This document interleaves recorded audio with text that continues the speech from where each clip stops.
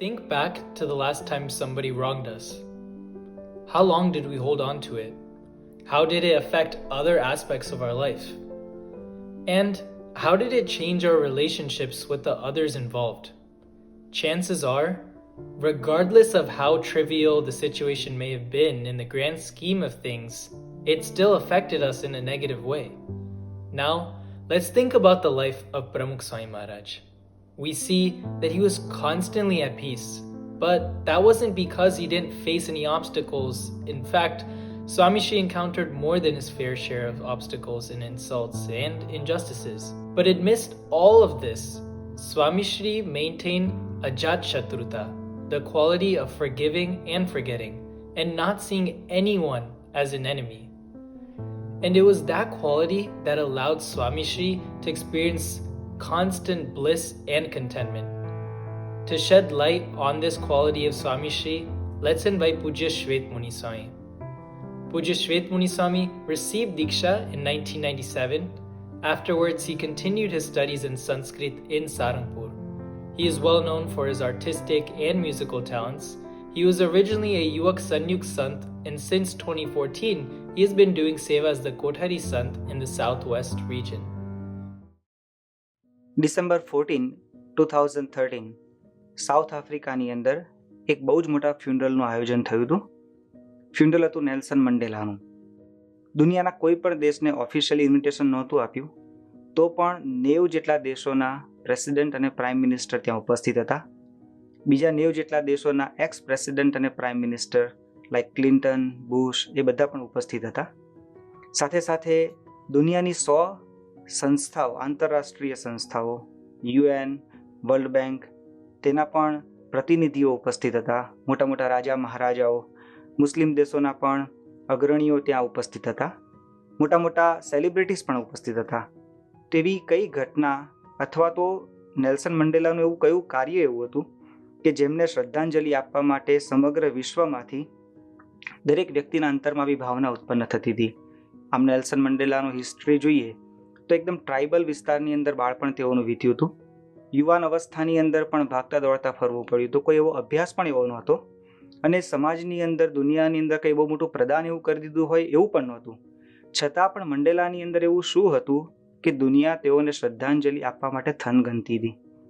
Nelson Mandela 27 વર્ષ સુધી વગર વાંકે જેલની અંદર રીબાયા છે, પીડાયા છે, બધું સહન કર્યું છે, છતાં એક પણ શબ્દ એક વ્યક્તિ કે દેશ માટે એ બોલ્યા નથી. દેશની માટે તેઓએ લડત લીધી અને એ વખતે વ્હાઇટ રેજિમના જે મુખ્ય અધિકારી કહેવાય જ્હોન વોર્સ્ટર, તેઓએ વગર વાંકે કોન્સ્પિરસી કેસીસ બધા ઊભા કરી અને દર 3-4 વર્ષે એના ઉપર હેંગ મંડેલાનું બિલ લઈને પાર્લામેન્ટની અંદર જાય. પણ પાર્લામેન્ટે તો બધું રિજેક્ટ કર્યું. પરંતુ આવી એક યાતના આપવાનો પ્રયત્ન, માનસિક, સામાજિક, બધી પ્રકારની. અને એ જે રોબિન્સ આઇલેન્ડની ઉપર જે રાખ્યા હતા એમને, એકદમ નાની કોટડીની અંદર 10x10ની રૂમ, સ્ટ્રેચિંગ પણ ના થઈ શકે, દુનિયાથી દૂર, આવી પરિસ્થિતિની અંદર વર્બલી, ફિઝિકલી બધી રીતના એબ્યુઝ કરેલા, છતાં પણ નેલ્સન મંડેલાના મનની અંદર કોઈના માટે રાગ દ્વેષ નહોતો, કોઈના માટે શત્રુ ભાવના નહોતી. આ ક્યારે ખબર પડી? આમ તો જ્હોન વોર્સ્ટર ઓફિશિયલી સ્ટેટમેન્ટ બધા આપતા કે I want to see Mandela die, અને આ બધી વાત મંડેલાને પણ ખબર હતી. પણ જ્યારે 27 વર્ષ પછી આ વ્હાઇટ રેજિમ બધું ખલાસ થયું અને એ વખતે જ્યારે એમને છોડવાના હતા ત્યારે દુનિયાના બધા જ મીડિયા ત્યાં ઉપસ્થિત હતા રોબિન આઇલેન્ડ ઉપર. અને એ વખતે એમને પ્રશ્ન પૂછ્યો મંડેલાને કે mister Mandela, what you think of John Vorster? એ વખતે થોડીક પણ ક્ષણોની વિલંબ કર્યા વગર નેલ્સન મંડેલાએ કીધું કે he is a decent man. આટલા વર્ષોની યાતના આ વ્યક્તિ તરફથી જ પ્રાપ્ત થઈ હતી. આમ તો જ્હોન વોર્સ્ટર પ્રાઇમ મિનિસ્ટર પણ થયા હતા, એટલે કોઈ પણ પ્રકારનું કષ્ટ આપવાનું બાકી નહોતું રાખ્યું. છતાં પણ આ બે શબ્દોના એક વાક્યની અંદર તેઓએ આટલા વર્ષોની યાતનાને માફી આપી દીધી, એને ભૂલી ગયા.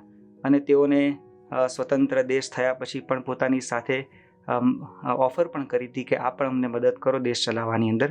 તો આટલું બધું અજાત શત્રુપણું એ નેલ્સન મંડેલાના આ ગુણને લીધે દુનિયા નતમસ્તક તેઓ માટે થઈ ગઈ હતી. તો આ એક જબરજસ્ત ગુણ છે, કોઈના માટે શત્રુભાવ ન રાખવો. ફ્રેન્ડ્સ બધાના, દુશ્મન કોઈના નહીં. તો આ એક ભાવના અજાત શત્રુતાની આપણા સંસ્કૃતની અંદર એની બહુ સુંદર વ્યાખ્યા કરી છે.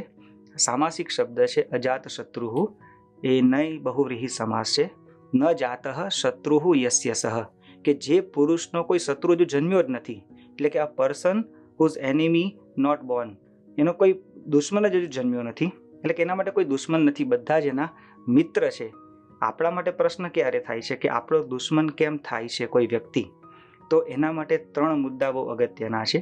એક તો આપણે કોઈ બોલી ગયું હોય અથવા તો કોઈ આપણા માટે અન્યાય જેવું લાગતું હોય, એ વસ્તુને આપણે સહન કરી શકતા નથી. સહન કદાચ કરીએ તો એને માફી આપી શકતા નથી, અને કદાચ માફી આપીએ તો એને પાછા ભૂલી શકતા નથી. એટલે આ 3 વસ્તુ મોટા પુરુષોના જીવનની અંદર આપણને જોવા મળે છે. અને ગુણાતીતાનંદ સ્વામીએ આ વાતને બહુ સરળ શબ્દોની અંદર અલગ શબ્દોમાં એમને કીધું છે. સ્વામીની વાતો ચેપ્ટર 1 નંબર 2 અને ચેપ્ટર 1ની અંદર 279 નંબરની વાત છે. એમાં સ્વામી એવું લખ્યું છે કે સાંખ્ય વિના તો અડધો સત્સંગ કહેવાય, સાંખ્ય વિના સુખ થાય નહીં, અને સાંખ્ય છે તે આંખ છે, આંખે કરીને સર્વે દેખાય છે.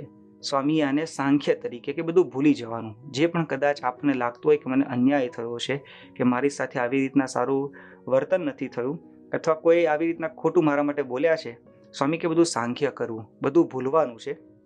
અને એવી રીતના જો આપણે ભૂલીએ તો આપણને સુખ શાંતિ આપણા અંતરની અંદર થાય છે.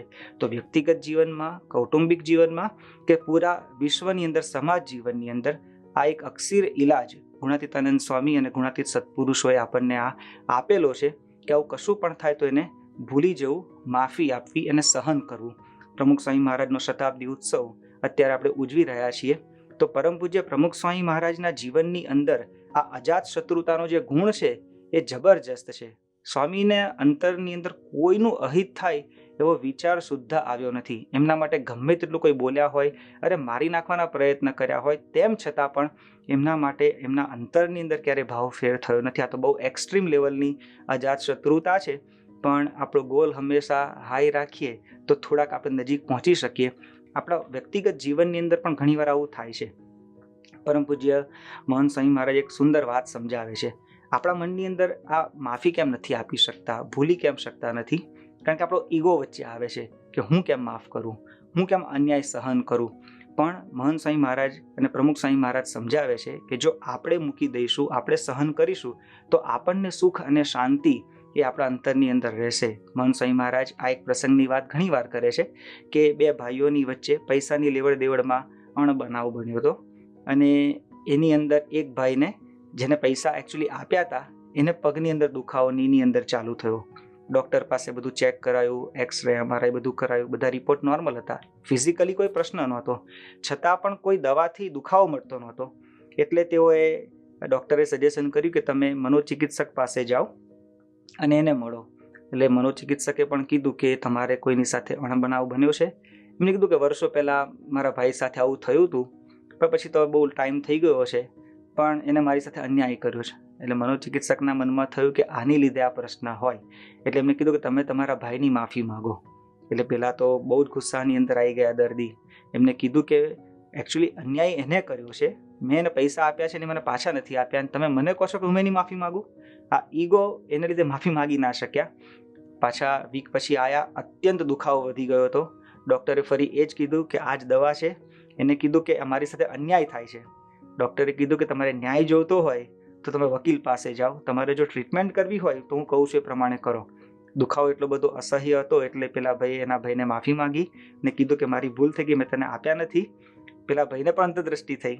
એને કીધું કે તને તે આપ્યા હતા, પણ મેં તને ખોટું બોલ્યો હતો, તો મને માફ કરી દે. બંનેના સંબંધો પણ સારા થયા, પૈસા પણ પાછા આપ્યા અને દુખાવો પણ મટી ગયો. તો માફ કરવા, આ ઈગો મૂકીને આપણે માફી માગવી, કદાચ ભૂલ હોય કે ન હોય, આ તો બહુ આગળનું લેવલ છે. ભૂલ હોય ને તો માફી માગી જ શકીએ આપણે. તો એનાથી આપણા સંબંધો બધા સારા રહેશે. તો વ્યક્તિગત જીવનની અંદર પણ આ બહુ જ ઉપયોગી છે આપણી સુખ શાંતિ અને સ્થિરતા માટે. એવી જ રીતના કૌટુંબિક જીવનની અંદર જ્યારે આપણે વિચાર કરીએ છીએ ત્યારે એમાં પણ આપણને ખ્યાલ આવે છે કે કુટુંબની અંદર પણ માતા પિતા, ભાઈ બહેન, પતિ પત્ની વચ્ચે કે સંતાનોની વચ્ચે ઘણીવાર આ એંગલ સમજી શકતા નથી, એકબીજાનો દ્રષ્ટિકોણ સમજી શકતા નથી, એમનો પોઈન્ટ ઓફ વ્યૂ સમજી શકતા નથી. એને લીધે શત્રુ ઊભા થાય છે. અને એની અંદર પણ કદાચ ભૂલ થઈ હોય આપણાથી અથવા તો કોઈની પણ, તેને માફી માંગવી કે માફી આપવી અથવા તો સહન કરવું, આ જ શાંતિનો પરમ અને ચરમ ઉપાય છે. એ પણ આપણા શાસ્ત્રોના વચનો દ્વારા અને પ્રમુખ સ્વામી મહારાજના જીવન દ્વારા આપણને જોવા મળે છે. 1950ની અંદર પ્રમુખ સ્વામી મહારાજને બહુ જ નાની ઉંમરે 28 વર્ષની ઉંમરે પ્રમુખ બનાવ્યા. એ વખતે ઘણા બધાના મનમાં એ વિચાર સેટ પણ નહોતો થયો અને એના વિરોધની અંદર સ્વામીને મારી નાખવા સુધીનો પણ પ્રયત્ન થયો હતો, બાપાને ઝેર આપવાનો પ્રયત્ન કર્યો, પણ એ બધું ફૂટી ગયું. અગ્રણી કાર્યકરોને ખબર પડી અને જે વ્યક્તિએ આ દુષ્કૃત્ય કર્યું હતું તેઓને સંસ્થામાંથી બહિષ્કૃત કરવા, બહાર કાઢી દેવા એવો પણ વિચાર કર્યો. સ્વામી કે આપણે એવું કાંઈ કરવું નથી, એમને આજીવન નભાવવાના છે. અને એ બે ટ્રસ્ટી અને એક સંત જેને ખબર હતી, સ્વામીએ ત્રણેયને હાથમાં પાણી આપ્યું અને સ્વામી કે સંકલ્પ કરો કે આ વાતને જીવનભર ક્યારે પણ આનો ઉલ્લેખ કરવો નહીં, આ વાતને અહીંયા જ દાટી દેવી. આ પ્રસંગ છે 1954નો. અને પછી તો સ્વામીએ આ કોઈને ખબર પડવા દીધી નથી. એ જે વ્યક્તિએ ઝેર આપવાનો પ્રયત્ન કર્યો હતો એ 1983ની અંદર એમનું અવસાન થયું. અને ત્યારબાદ 6 વર્ષ પછી 1989ની અંદર સંત શિબિર થઈ. એ વખતે આ પ્રસંગના સાક્ષી ધર્મજીવન સ્વામી આ પ્રસંગની જ્યારે વાત કરીને સ્વામી લિટરલી ગળગળા થઈ ગયા, રડી પડે. એમને ગમ્યું નહીં આ. સ્વામી કે આ બધી વાતો દાટી દેવાની, આને યાદ કરવાની જરૂર નથી. સ્વામી કે એમને જે સારું સેવા કરી છે ને એને યાદ કરવી. તો જો સ્વામીએ પોતાના જ પરિવારના સભ્ય આપણે કહી શકીએ, એમને આવો વગર વાંકે આવો પ્રયત્ન કર્યો, છતાં સ્વામી ઉદાર દિલે માફી આપી દીધી છે, ભૂલી ગયા છે. આ પ્રમુખ સ્વામી મહારાજની બહુ જ મોટી એક વિશેષતા હતી. તેમાંથી આપણને ખ્યાલ આવે છે. ઘણીવાર કેવું થાય કે થોડીક નાની પણ કોઈની ભૂલ હોય ને ભૂલી શકાતી નથી. પરિવારમાં ઘણીવાર આવું જોવા મળતું હોય છે. એક ભાઈ સંતો પાસે આવ્યા, પોતાના પિતાની ફરિયાદ કરવા લાગ્યા કે મારા પિતાએ મારી સાથે અન્યાય જ કર્યો છે, મારા ભાઈને વધારે ભાગ આપ્યો, મને નાનપણથી જ ખાવા પીવાનું રહેવાનું કોઈ વ્યવસ્થા નહોતા કરતા, ઘરમાં પૂરી દેતા હતા. આવો નોન સ્ટોપ બધી ફરિયાદો ચાલુ કરી. સંતોએ પૂછ્યું કે પિતાશ્રી ક્યાં છે અત્યારે? એ કે 25 વર્ષ પહેલાં ધામમાં ગયા છે. ભાઈ હવે તો છોડ, 25 વર્ષ થઈ ગયા પણ મનમાંથી નીકળતું નથી. અને એટલે જ આપણે દુઃખી થઈએ છીએ. પનિશમેન્ટ આપણે આપણી જાતને જ કરીએ છીએ. તો સ્વામી કહે છે કે આ શત્રુભાવ આપણે કાઢીએ તો પરિવારમાં પણ ખૂબ શાંતિ અને સંપ રહેતા હોય છે. શાસ્ત્રીજી મહારાજના જીવનની અંદર આપણે જોયું છે કે પોતે બધું માફ કરેલું છે. એમના જીવનમાં પણ આવા અસંખ્ય પ્રસંગો બન્યા છે. બામણ ગામની અંદર શાસ્ત્રીજી મહારાજ ત્યાં આગળ સત્સંગ માટે ગયા હતા અને ત્યાંથી પછી બોચાસણ પાછા આવી ગયા. હરિભક્તોએ વિનંતી કરી કે અહીંયા સંતોને કોઈને મૂકીને જાઓ. એટલે ખાનદેશી પુરુષોત્તમ સ્વામી, બહુ જ પવિત્ર સંત, તેઓને ત્યાં આગળ શાસ્ત્રીજી મહારાજે 2 સંતોને મૂક્યા. ત્યાં આગળ સંધ્યા આરતી થઈ, કથા થઈ. રાત્રે અગાસીમાં બંને સંતો સૂતા હતા. તો આપણા જે વિરોધી દ્વેષી લોકોને ખ્યાલ આવ્યો કે અહીંયા શાસ્ત્રીજી મહારાજ આજે રોકાયા છે, તો 2 પાર્ષદોને મોકલ્યા હશે ત્યાં આગળ. તો બંને પાર્ષદોએ વિરોધની અંદર ઈર્ષાવશ બંને સંતોને ઉપરથી ધક્કો માર્યો. અગાસીમાંથી સૂતા હતા રાત્રે, 15 ફૂટથી બંને સંતો નીચે પડ્યા, મૂઢ માર વાગ્યો. બંને સંતો ત્યાંથી ઊભા થઈ અને ગામની અંદર શનાભાઈ હાથીભાઈ પટેલ, આપણા સત્સંગી અને બહુ જ વગદાર, તેઓને મળ્યા. અને તેઓ તો બહુ ગુસ્સે થઈ ગયા કે આવા નિર્દોષ સંતો ઉપર આવી રીતના આવો મારવા માટેનો આવો એટેક થાય એ તો બહુ ખરાબ કહેવાય. એટલે બોરસદ પોલીસ ઓફિસની અંદર જમાદારને વાત કરી. જમાદારે બંને પાર્ષદોને જેલમાં નાખ્યા અને 2-3 દિવસ સુધી ત્યાં આગળ વડતાલ મંદિરે નહીં પહોંચ્યા હોય. એટલે ગોરધનદાસ કોઠારી અને ત્યાંના મહંતને બધાને ચિંતા થઈ. શાસ્ત્રીજી મહારાજને મળવા માટે આવ્યા. શાસ્ત્રીજી મહારાજે સનાભાઈને કીધું કે તમે છોડાવો. સનાભાઈ કે સ્વામી આ તો શક્ય જ નથી, આપણા સંતોને મારવાનો પ્રયત્ન કર્યો છે, આપને મારવાનો પ્રયત્ન કર્યો છે. સ્વામી કે આમાં લાજ શ્રીજી મહારાજની જાય, ખોટું કોનું દેખાશે? તમે જ્યાં સુધી એમને નહીં છોડાવો ત્યાં સુધી હું જમીશ નહીં. અને શાસ્ત્રીજી મહારાજે એવી ટેક લીધી. સનાભાઈને પણ નમતું જોખવું પડ્યું. બપોરે 2 વાગે સંતોને પાર્ષદોને લઈને બોચાસણ આવ્યા. શાસ્ત્રીજી મહારાજે બાજુમાં બેસાડીને પીરસીને જમાડ્યા અને જૂની વડતાલની બધી સ્મૃતિ પણ કરી. આ અજાત શત્રુતા શાસ્ત્રીજી મહારાજના જીવનની અંદર પણ જોવા મળે છે. તો પરિવારના સભ્યો છે, કદાચ ભૂલ થઈ પણ એને માફ કરવા, એને ભૂલી જવું, એને યાદ પણ ના કરવું, આ મોટા પુરુષોના જીવનમાંથી આપણને જોવા મળે છે. અને ત્રીજી વસ્તુ કે સમાજ લેવલ ઉપર ઘણીવાર આપણા સાથે કામ કરવાવાળા કલીગ્સ બધા હોય અથવા તો કોઈ જ્ઞાતિ હોય, કોઈ દેશ હોય, તો ઘણીવાર એને પણ આપણે મનની અંદર રાખીએ છીએ.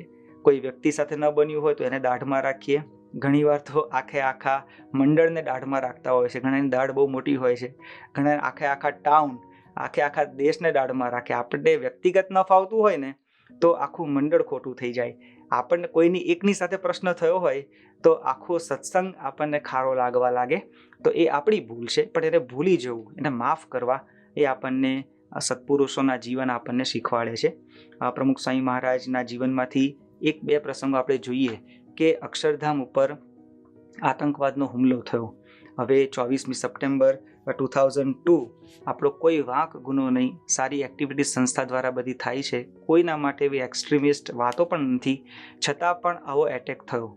30 જણ મૃત્યુ પામ્યા, 80 જણ ઘાયલ થયા અને અક્ષરધામની ઇમારતની અંદર પણ બહુ જ નુકસાન થયું.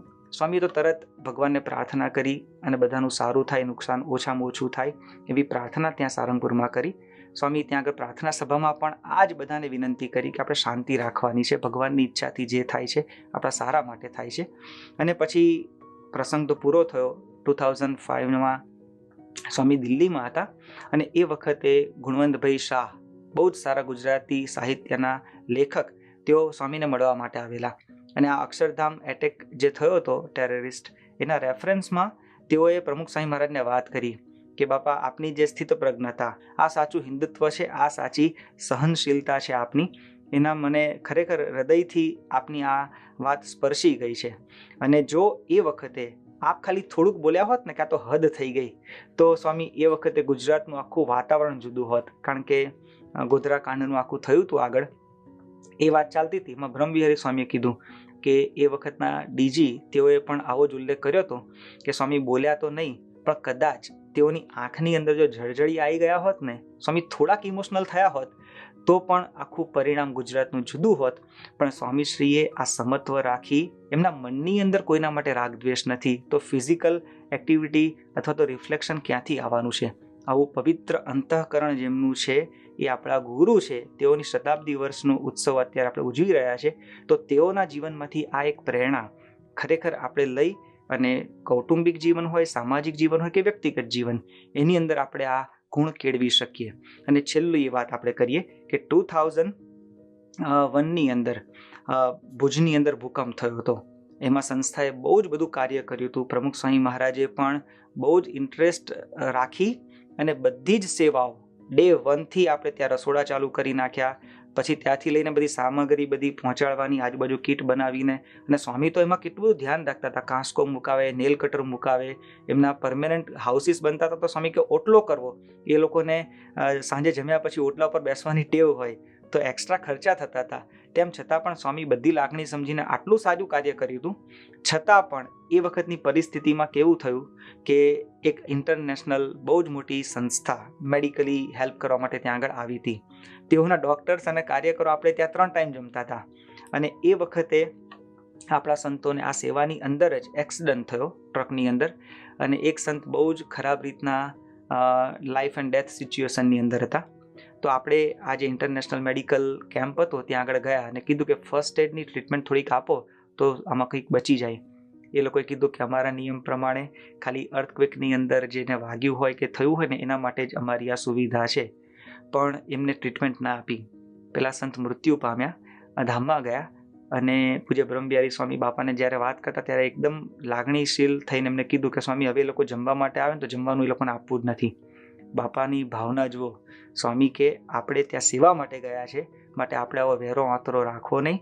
સ્વામી કે તમારે જ જાતે ત્યાં ઊભા રહી અને એમને પ્રેમથી જમાડવા, આપણે આવો રાગદ્વેષ ના રાખવો. આમ તો લોજિકલી આપણે વિચારીએ તો એમ થાય કે ભાઈ તમે લોકોને પણ જમાડીએ છીએ, તમે ક્યાં ભૂકંપમાં પીડિત છો, તમે સેવા કરો છો, એમાં સંતોય સેવા કરતા હતા, તો ટ્રીટમેન્ટ થોડીક આપીએ તો શું વાંધો હતો. પણ સ્વામીએ કોઈ બુદ્ધિના તર્ક દોડાવ્યા નથી, એમને સામેથી મદદ જ કરી છે. તો આ એક બહુ જ મોટી એક વિશેષતા છે. અને છેલ્લે આપણને પ્રશ્ન થાય કે ઘણીવાર આવો પ્રશ્ન પરિવારમાં થાય, કુટુંબમાં થાય, દેશ ઉપર આવો એટેક કંઈક થાય તો શું કરવું? બધું માફ જ કર્યા કરવું? તો લીગલી જે પ્રોસિજર હોય એમાં આપણે કરવું જોઈએ, એમાં કોઈ ખોટું નથી. પણ વ્યક્તિગત રીતે આપણા મનની અંદર કોઈ પણ વ્યક્તિ માટે, કોઈ પણ દેશ માટે, કોઈ પણ જ્ઞાતિ માટે, કોઈ પણ જાતિ માટે આપણા મનની અંદર રાગદ્વેષ ન ઊભો થાય. આ એક બહુ જ મોટો મેસેજ પરમ પૂજ્ય પ્રમુખ સ્વામી મહારાજે આપણને આપેલો છે. અંબાલાલભાઈ સારાભાઈની વાત પણ સંતો ઘણીવાર કરે છે. વિક્રમભાઈ સારાભાઈ આપણા બહુ જ મોટા એટોમિક સાયન્ટિસ્ટ, તેઓના પિતાશ્રી, બહુ મોટા ઇન્ડસ્ટ્રીયલિસ્ટ પોતે હતા અંબાલાલભાઈ સારાભાઈ. તેઓને પતિ પત્નીને થોડુંક મનભેદ થોડો થયો હશે, એટલે ડિવોર્સની બધી પ્રોસિજર ચાલતી. તો સંતો ઘણીવાર એ પ્રસંગ કહે છે કે એક જ ગાડીની અંદર કોર્ટમાં જાય, ત્યાં આગળ બધી સુનવાઈ કેસની થાય, ઘરે આવે, એમના પત્ની એમના માટે રસોઈ બનાવે, પ્રેમથી એ લોકો પાછા બેસે, વાતચીત કરે. તો એ પોતે એવું કહેતા કે અમારો મતભેદ છે, અમારો મનભેદ નથી. અમારા મત જુદા પડે છે એટલે અમારે આ પ્રોસિજર કરવી પડે છે. એમ કુટુંબમાં હોય કે કોઈ પણ આવી નેશનલ આવી સિક્યુરિટીનો પ્રશ્ન હોય તો એની અંદર લીગલી જે સ્ટેપ થતા હોય આપણે કરીએ, પણ વ્યક્તિગત રીતે આપણા મનની અંદર કોઈના માટે રાગ દ્વેષ, કોઈના માટે આંટી ના હોય, અને કદાચ કોઈની એવી ભૂલ હોય તો એને ઉદાર દિલે માફ કરી શકીએ અને ભૂલી જઈએ અને થોડું સહન કરીએ, તો અજાત શત્રુતાનો ગુણ આપણા જીવનમાં પણ પ્રમુખ સ્વામી મહારાજની જેમ આવે. અને સ્વામી બોલ્યા છે, in the Joy of others lies hour on. મને કોઈનું ખરાબ કરવાનો તો વિચાર નથી આવ્યો, પણ સ્વામી કહે છે મને હંમેશા બીજાનું સારું થાય ને એમાં આપણું સારું છે આવો એક વિચાર રહે છે, તો આપણા અંતરની અંદર પણ આ ગુણ આવે. એ જ આજના દિવસે પરમ પૂજ્ય પ્રમુખ સ્વામી મહારાજ અને પ્રગટ ગુરુહરિ મહંત સ્વામી મહારાજના ચરણોમાં પ્રાર્થના. શ્રી સ્વામિનારાયણ ભગવાનની જય. As Pujya Shvet Muni Swami explained to us, Pramukh Swami Maharaj's Ajat Shatruta gave him peace and earned him the respect of the entire world. No matter the circumstances, Swami Shri's ability to forgive and forget helped him forge strong relationships with individuals from all walks of life. As we see, the benefits of forgiveness are ample and profound, but like most things, understanding the benefit of something and actually practicing it are two entirely different things. For us to practice forgiveness in the heat of the moment, it's important for us to critically assess our tendencies. How do I think about situations? What are my expectations? What should they be?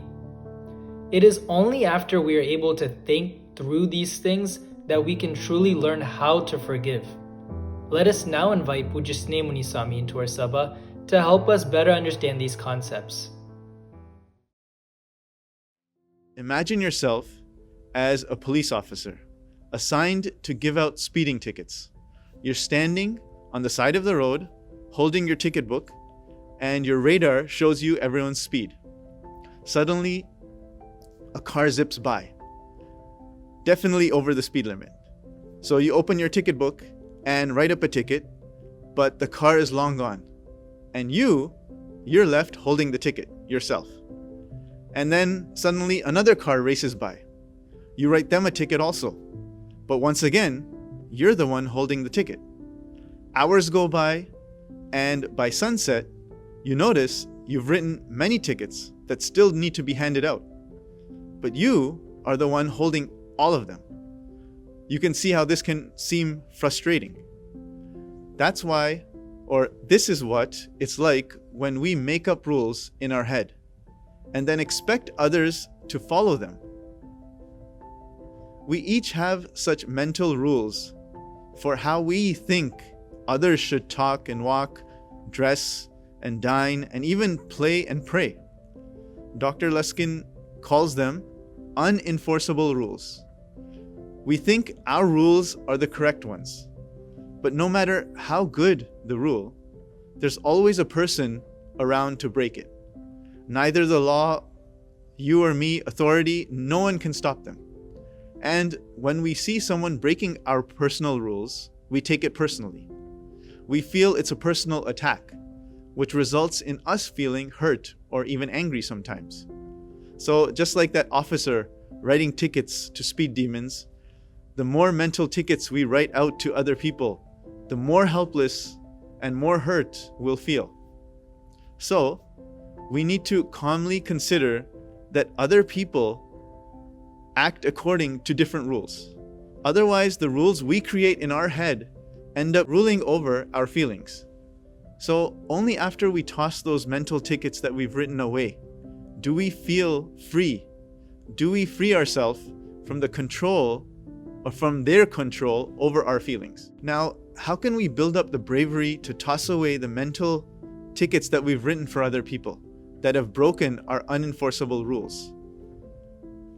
Once we discover that we've created a rule, separate the desire from the demand. Separate the desire and the demand. It's okay to only desire or wish for something, but we need to get rid of the demand for something. We have to mentally move away from demanding and gravitate towards simply wishing for something, desiring something, and let go of controlling the outcome. Let go of insisting that our demands are all met. In other words, your wishes and hopes are transformed into goals, but you can also handle it when they are not all fulfilled. Then you'll notice that when you only loosely hope, wish, or desire for things, you can think more clearly and feel more peaceful. A few examples of unenforceable rules that we create on a day-to-day basis are: nobody should lie to me. Really?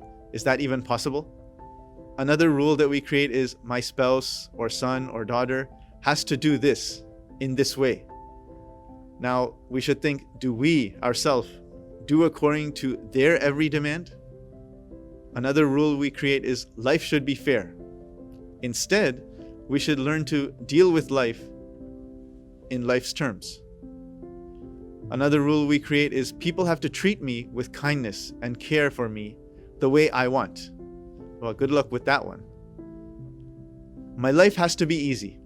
Instead, we should be thinking, I would love an easy life, but until I get one, I will appreciate the one that I have. Another rule we create is my past should have been different from the way it was. This is a popular one, but the easiest way to challenge this is remind yourself it's done and I can't change it. Wanting a perfectly behaved child is a valid desire, but it's a recipe for disaster. Wanting a perfect parent is a nice desire, but that's the road to misery. No one will always behave the way we like, so our rules will be broken. But the mistake we make is we challenge the person, but instead we should be challenging our own rule. We need to challenge our own unenforceable rules, and this will eventually lead to peace. The Ramayana is a text which describes the history of events that took place in the land that is currently known as India and Sri Lanka.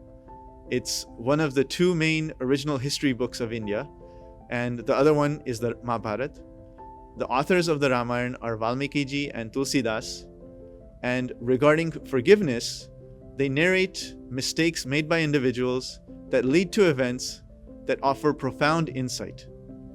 King Dashrath is the king of Ayodhya, and one of his three queens, Kaikeyi, out of selfish motives, asks King Dashrath for the two wishes he had promised her as a favor from years back. She demands Dashrath give the throne to her son Bharat instead of Ram. And as a second wish, she says, exile Ram into the jungle for 14 years. So to nobly uphold the promise given by his father, Ram Bhagwan enters into the jungle. For 14 years, Ram never demanded that life be easy. And even upon arrival back into Ayodhya, Ram is not bitter at all. Tulsidas writes, Ram first goes to the quarters of Kaikeyi to meet her, since he knows that she feels very ashamed for having sent him into the jungle. She feels bad for what she did. She realizes her mistake.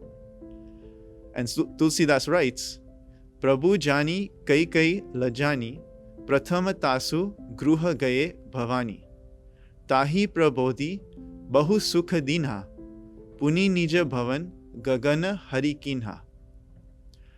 In other words, Ram Bhagwan is able to accept that Kaikeyi did not abide by his unenforceable rules of treating all sons of Dashrath equally.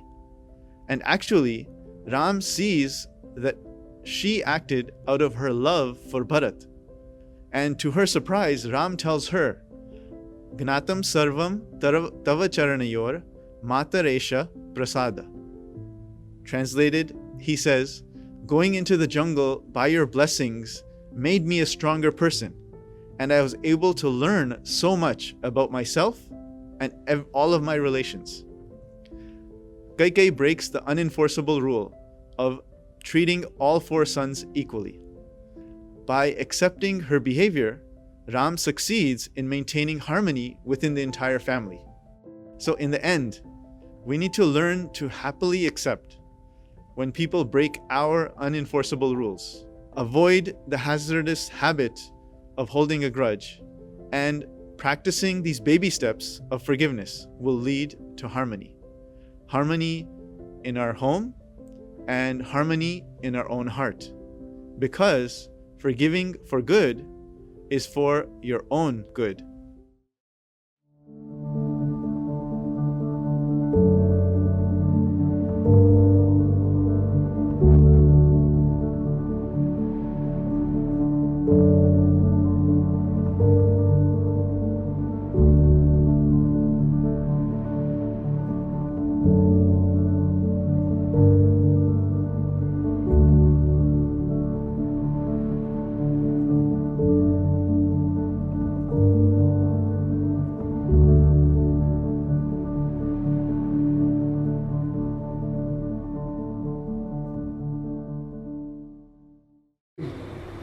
એટલે એ સિદ્ધાંત આપણો હંમેશને માટે છે કે બીજાના નુકસાન કરીને આપણે કોઈ સુખ ભોગવી શકવા નથી.